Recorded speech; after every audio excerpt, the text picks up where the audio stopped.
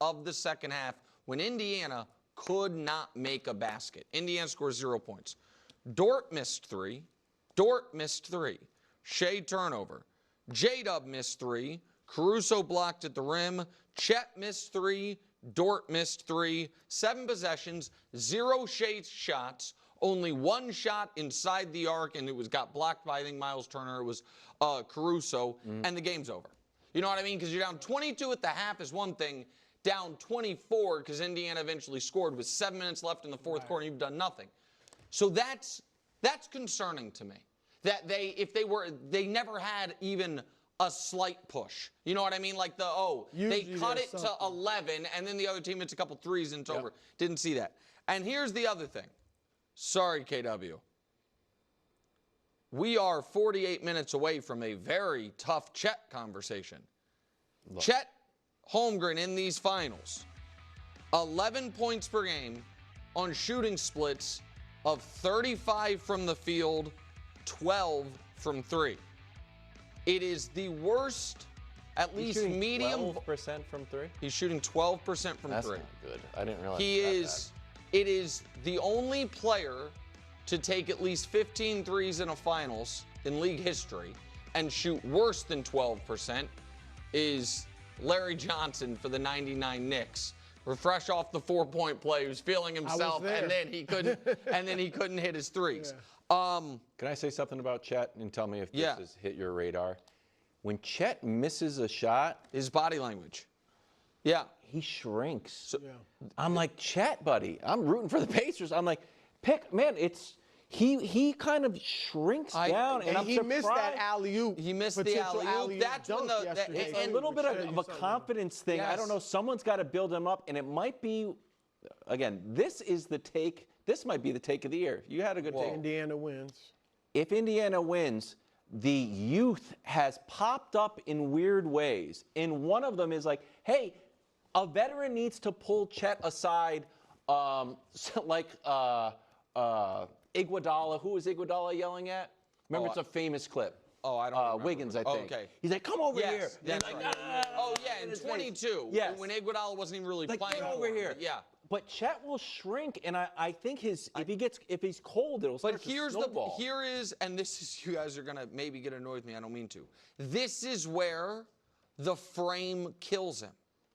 It is, I think if his shot's not falling and he's not having success, and he is getting knocked sideways all the time, it doesn't breed confidence. And it is hard for him if a team is willing to really body him and he's not hitting his jumper, it's hard to get easy baskets. Yeah. You know what I mean? Like the follow-up dunks. Right, the follow-up, and that's where he's been honestly at his best. Rebounding, defense at times, and like putback.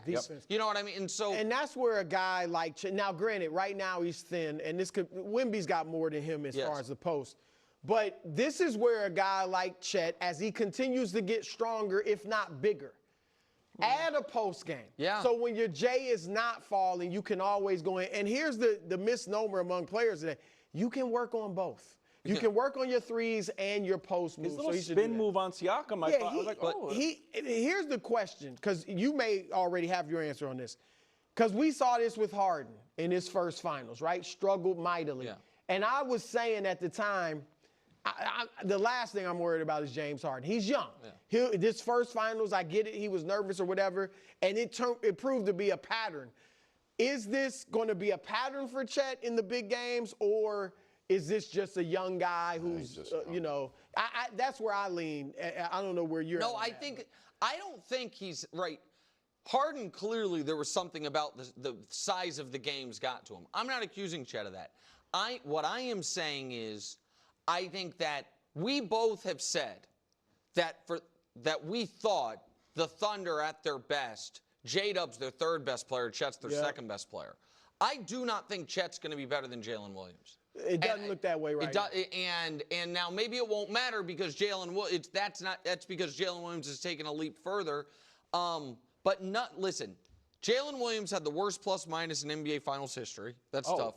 Minus 40. Now, it's a little, on the back, minus life 40. Comes at you fast, I guess. Yeah. Shea Shea had 8 turnovers. Well, that was the most stunning, one of the most stunning stats I saw.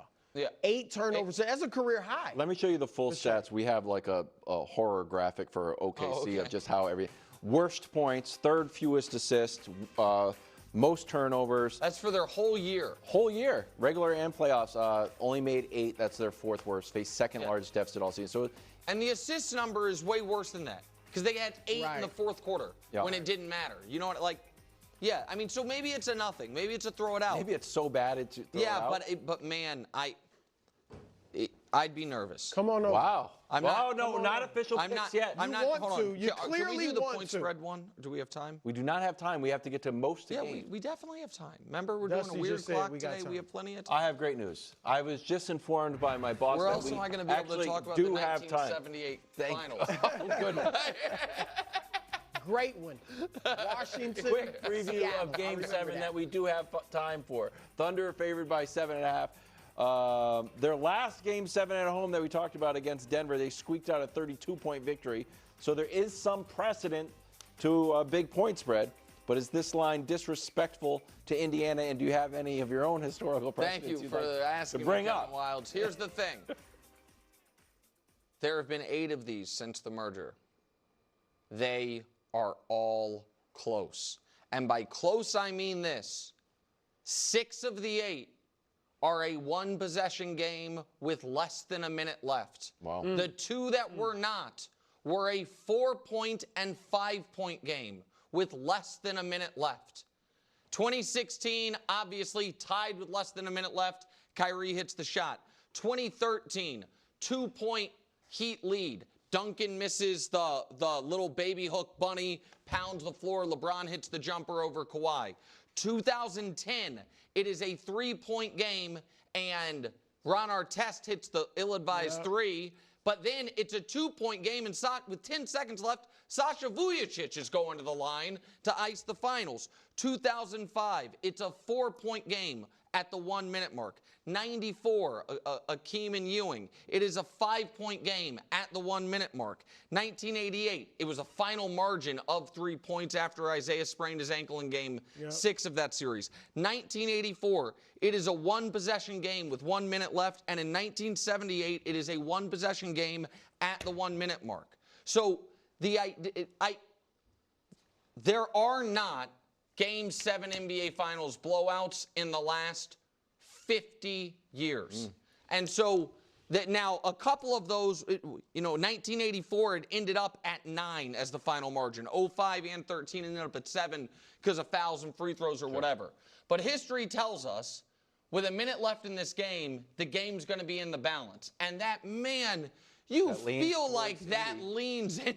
Leans Indy. Absolutely. And look, I didn't know all those numbers. What that tells you is when you get to a Game 7 in the finals, it's because the teams are evenly matched. Yes. That's what it tells you. I don't think this is disrespectful. Obviously, OKC should be favored. They're at home. They've been the better team the whole season. And 7.5 points is what it is. To what you said about the 84 series and the other one you mentioned, it could be 8 points and still be a close game. Like, especially with the 3-point era. Like, back in the day when the 3-pointer wasn't as big of a deal, a 6-point lead then was a lot bigger than it is now. Now it's 2 possessions. It used to be 3.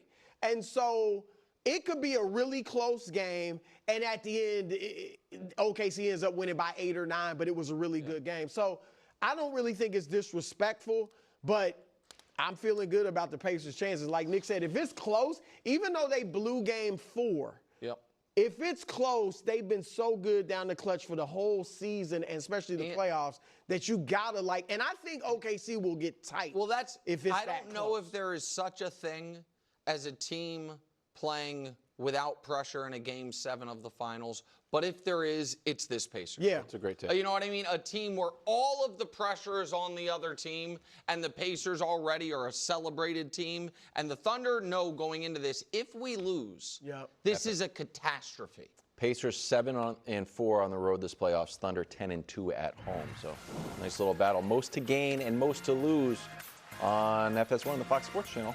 Both of their home losses have been buzzer beaters. A Halliburton Game 7 Finals buzzer. Don't worry, we'll be back.